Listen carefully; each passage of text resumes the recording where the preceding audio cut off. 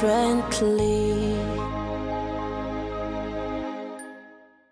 From doing one thing in the day to complete loss of vision the next day. This is the story of Geoffrey and how he had to make sudden adjustments to match his new journey. Take a look at his story. Geoffrey Mungai Ngugi, born in Murang'a, attended Kagumo High School, then later proceeded to the University of Nairobi, where he pursued a degree in History and Government with a minor in Literature, after which he did his Master's in International Relations and graduated in 1995. I was just born just like another ordinary boy in central Kenya. Those days, when the emergency was ending. So me, I did not witness the emergency, but its consequences. I grew up in Genembe, went to Kahubu Primary School.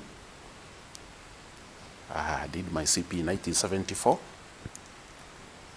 I was admitted at Kianyaga High School, which I did not attend. I did not go to Kianyaga because of financial constraints in the family. So I attended Harambe School, known as Kairi Secondary School, where I did my KGSC in 1976 and O-level in 1978. I passed and proceeded to Kagumo High School for A-level. I did my A-level in 1980 and I proceeded to the University of Nairobi. He started working as a district officer where he served in Nyanza, Rift Valley and Ogembo in 1998 and came back to the central government in Nairobi in the same year up to date. I was posted out as a district officer, served in Nyanza, in Rift Valley and Nyanza. And my last station as a district officer was in Ogembo in present-day KBC County. In 1998, when I came back to the central government in Nairobi, and have been there since 1998. Geoffrey says he was first diagnosed with diabetes, which came in with more illnesses, weakened his eyesight, and eventually woke up one morning and could not see anything on November 5th, 2013. It was as a result of sickness. I didn't know when diabetes started creeping in on me until I lost my sight. That's when I was diagnosed with diabetes, and it was established that mine was disability as a result of diabetes, not glaucoma. In the process of being and becoming, and I found myself weakening with the minor ailments here and there, homa, sometimes allergies. I thought it was just normal as somebody is somebody ages, until my sight started weakening. That was around 2013, 2014. In 2014, on November 5, I woke up without sight, and it has been like that ever since. He has had one operation on the left eye and two on the right eye in 2014 and 2015, was given medication, but this did not help his eyesight in any way. I was operated on. I've had 3 operations. One on the left eye, but that was actually a procedure, at least a procedure. And 2 major operations on the right eye, still in 2014 and January 2015. Yeah, and I've actually been taking medication until now. There came a time when I felt that my eyes are actually, although not seeing, but actually I was no longer in pain. Yeah, so that's when I discontinued the critical medication. His wife, Jane Wanjiru Mungai, says that the operations drained them financially, but she still decided to stick by him. I knew he was there for me. and I had to continue being with him to support him. I also knew the same could also happen to me. Something can also happen to me, and I will require somebody to support me. So if I run away from him because he has a problem, even if I go to my own back to my own family, if something happens to me, they will also ask me, you expect us to help you and you run away from your husband? The fact that he can do his daily activities, including working in his office on his own without any help, motivates him to fight for himself to achieve what he wants. I just find myself into things. I can't really explain exactly there are no interfaces that you can say that because of this, I do this. In the office, I know the possession of my office.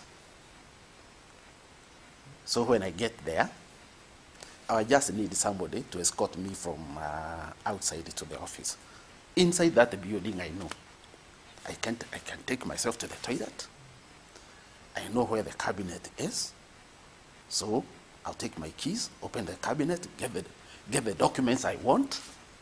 I know where the gadgets in the office are.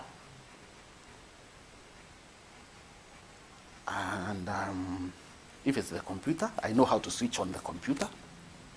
Nobody would even know that I live with somebody who has a disability, because I don't behave like I have somebody who has a problem.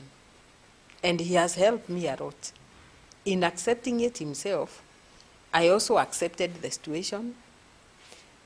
Our children also accepted the situation, and we just come in where we are required to come in. While in his office, he uses a computer with special talking softwares that guides him on what he wants to do. I said I have done adapted ICT. Yeah. Adapted technology. It's just actually the normal computer, but now with softwares, talking softwares.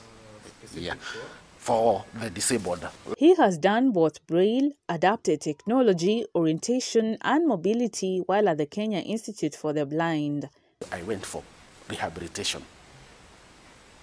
I went to Kenya Institute for the Blind in Nairobi West for the next 18 months. For 1.5 years I was in that institution. I did Braille. I was introduced to adapted technology. That is, I adapted ICT.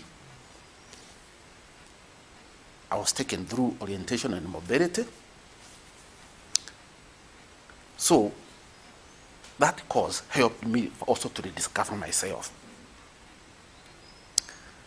And I've attended several other courses after that.